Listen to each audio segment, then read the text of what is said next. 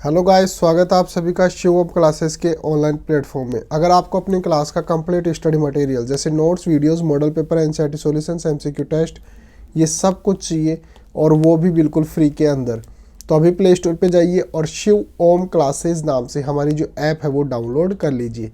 या फिर इसके अलावा आप क्या कर सकते हैं, ये हमारा व्हाट्सअप नंबर है 8696608541।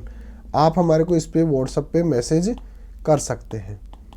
आप अपनी क्लास और अपनी सब्जेक्ट लिखकर हमारे को मैसेज कर देना, हम आपको नोट्स वगैरह व्हाट्सएप पर भी भेज देंगे, वो भी बिल्कुल फ्री के अंदर। किसी भी चीज़ के लिए आपको कोई पैसा देने की ज़रूरत नहीं पड़ेगी।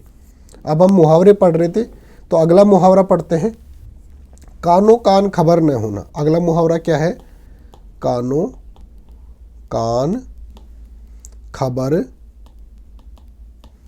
न होना। कानो कान खबर न होना मुहावरे का एक तो अर्थ देखना है और एक वाक्य के अंदर प्रयोग देखना है। तो कानो कान खबर होने न होना मुहावरे का अर्थ क्या होता है? किसी को पता न लगना। किसी को पता न लगना।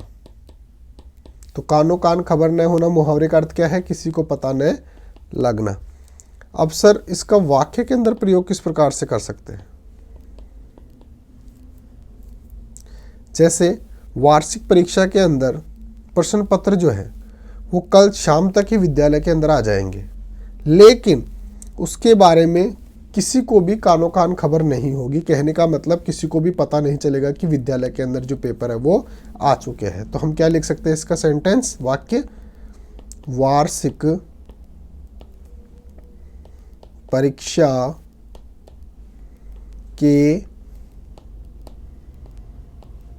प्रश्न पत्र कल शाम तक विद्यालय में आ जाएंगे, लेकिन इस बात की किसी को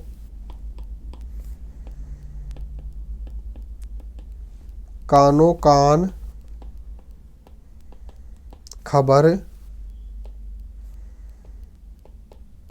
नहीं हो।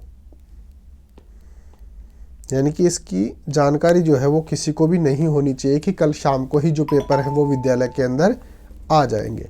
तो कानो कान खबर न होना मुहावरे का अर्थ क्या होता है? किसी को पता न लगना।